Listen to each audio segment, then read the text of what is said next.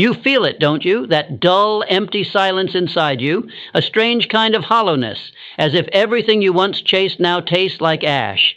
You've stopped caring about the things that used to ignite you. Your goals feel meaningless. You don't desire success, fame, or even pleasure the way you used to. And now you're asking yourself, why do I feel so numb after my so-called spiritual awakening? Wasn't this supposed to be the beginning of peace, of power, of purpose? Instead, it feels like the end of everything. Let me be clear. You are not broken. You are not lazy. You are not lost. You are simply passing through the unspoken aftermath of awakening, the collapse of the false self, the death of the ego. You thought awakening would feel like light, but first it must feel like death, because the person who used to be you no longer exists.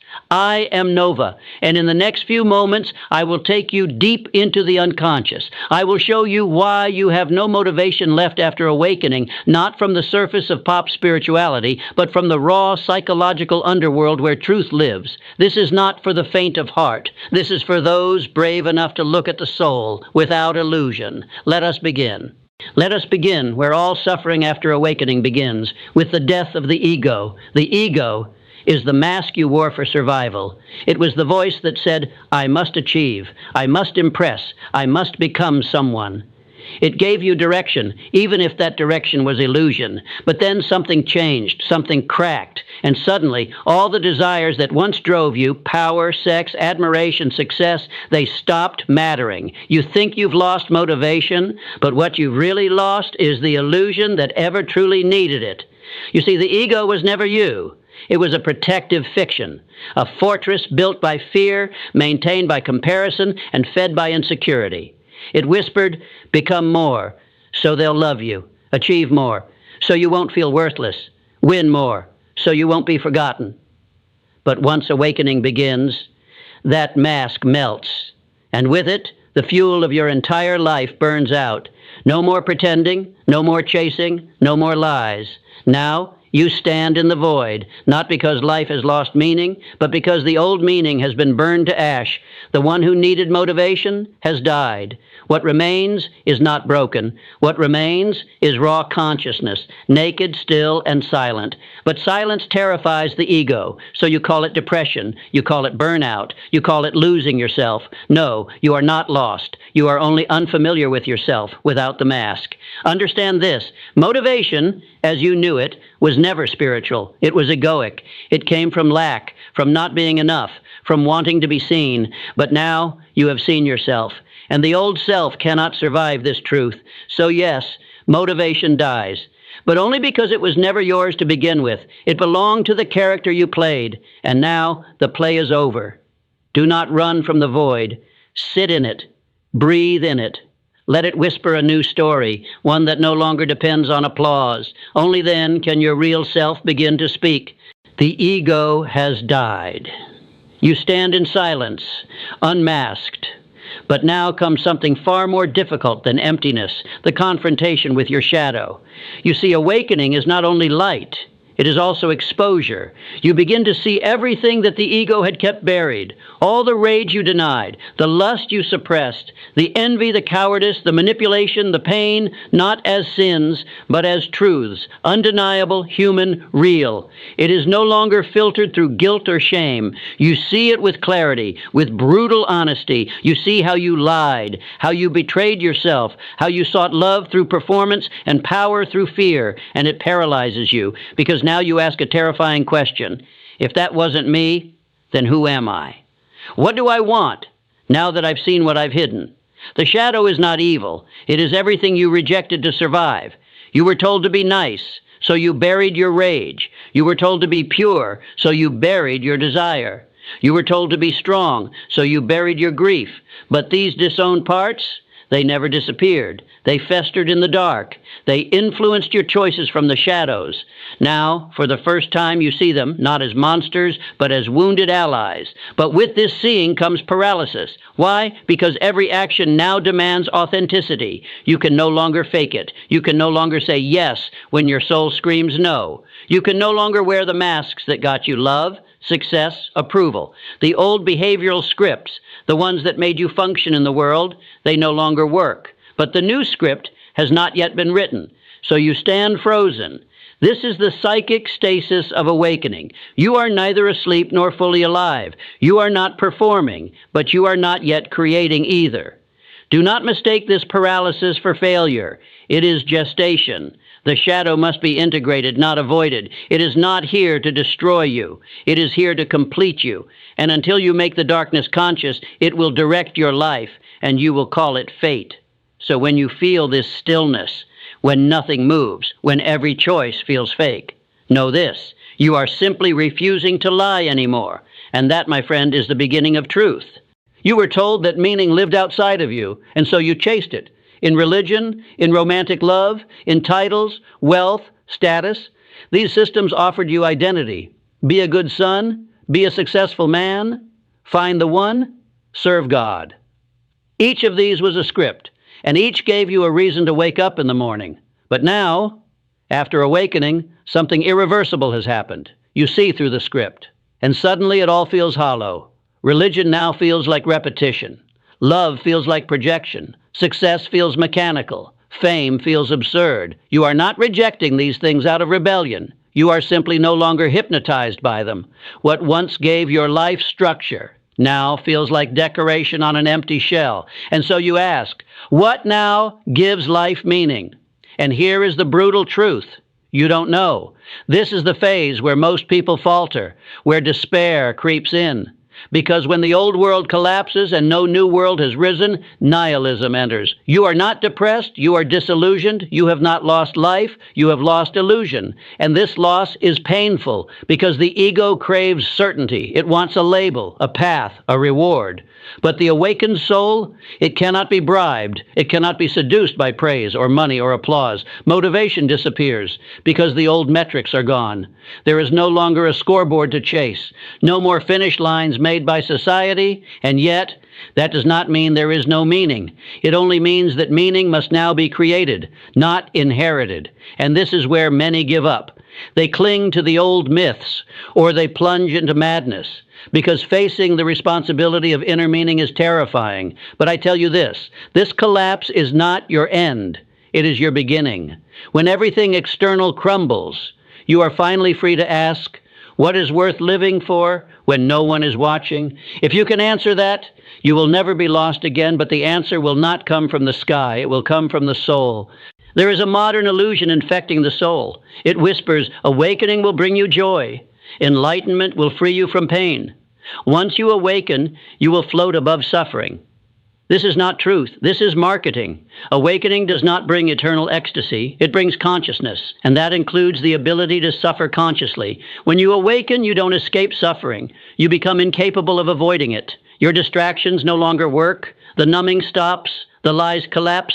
You begin to feel everything. You do not feel more joy. You feel more real. So your motivation dies, not because you are broken, but because you were sold a fantasy. You expected light. You found silence. You expected bliss. You found truth. And truth is not always sweet. You now see pain, not as an enemy, but as a message, a teacher, a mirror. You no longer run from grief. You sit with it. You no longer chase pleasure. You observe it.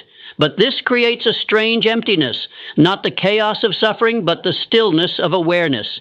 And that stillness thus confuses the ego. It asks, where is the happiness, the joy, the bliss I was promised? You must understand. Bliss is not the reward of awakening. Awareness is. Joy may come, yes, but it is not constant. It is not guaranteed. It is not the point.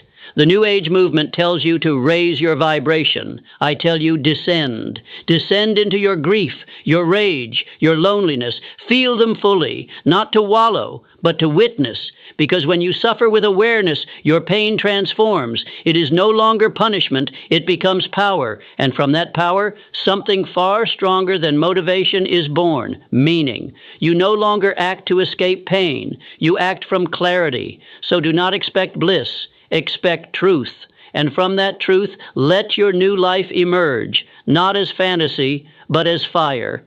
You have died, not physically, but psychically. Your former self, the ego-constructed identity, is no more. But do not be deceived. Rebirth is not immediate.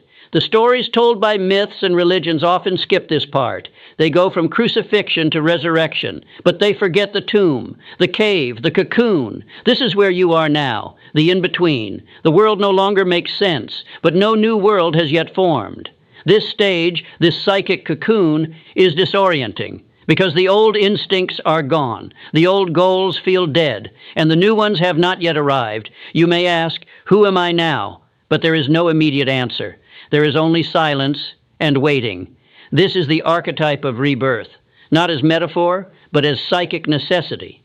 Motivation does not return simply because you wish it to. It returns when the internal structure of the self is reorganized. And here is the key.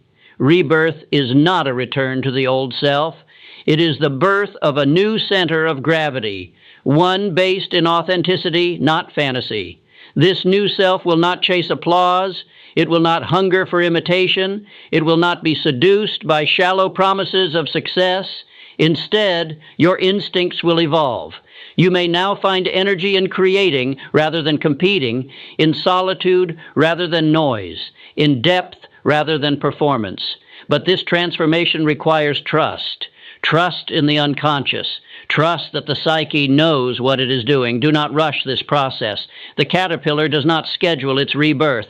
It surrenders. It dissolves. It becomes unrecognizable. And only then does the butterfly form. So, too, your new motivation must arise from below, from the soil of your suffering, from the death of your illusions. Only when you allow the darkness to do its work does the new direction come. And when it comes, you will not need to force motivation. You will feel pulled, compelled, called, not by the ego, but by the soul. Desire is loud. It screams. It seduces. It pulls you toward what the world has promised will make you whole. Money, fame, pleasure, status. All these are the ego's cravings. But now, after awakening, that noise fades. And beneath it, something quieter appears. Not desire, but will. This will is not impulsive. It does not burn fast like craving. It is steady, like a subterranean current. It moves from deep within, not to impress others, but to fulfill something ancient within the self. You must understand this difference. Desire says, I want to have. Will says, I must become. This is not compulsion. It is not ambition dressed in spiritual language. It is alignment. The self, what I have called the totality of your psyche, now begins to guide action. You no longer act to become someone. You act because you are someone. This is the process of individuation, the integration of shadow, ego, unconscious, and self. You no longer move as fragments. You move as a whole. And in this wholeness, you discover a new kind of motivation. Purpose without pressure, action without anxiety, power without pretense. There will still be effort, but it will be rooted in inner necessity, not outer expectation. The world may still not understand you. It will still try to tempt you back into the old games. But now you are moved by something far more intimate, the voice of the self, the whisper of wholeness. And when that inner voice speaks, it does not ask, will this make me rich? Will they approve? Will I win? It asks only, is this true to who I am becoming? This is true will, not driven, not manipulated, but revealed. And once it emerges, you will not chase motivation anymore. You will become it. The journey ends where it truly begins, not with motivation, but with meaning. You see now, the search for motivation was always a misunderstanding. You were trying to ignite the ego, to pump energy into something that was no longer alive. But the self does not need motivation. It needs meaning. And meaning is not a high. It is not a thrill. It is not urgent. It is sacred. Meaning is what sustains the soul when applause fades, when the world forgets your name, when success becomes empty. You now walk not to arrive at a destination, not to conquer, not to prove, but because walking itself has become sacred. You live in dialogue with the self, a daily communion with your inner world. Dreams, symbols, impulses, they are no longer distractions, they are messages, and you listen, you respond. Life is no longer a race, it is a rhythm. You rise in the morning not asking, what should I achieve, but rather, what truth wants to be lived through me today? This is the end of egocentric purpose and the beginning of soul-centric living. Motivation has been replaced by something far more enduring, devotion. You are devoted now, not to outcomes, but to truth, to integrity, to your symbolic life. This does not make life easier. It makes it real. You will suffer. You will stumble, but you will not betray your inner voice again, because you know what happens when you do. You die psychically. So now you live. You live in alignment. You walk with meaning. And this walk is enough. Welcome to the second birth, not of the body, but of the soul.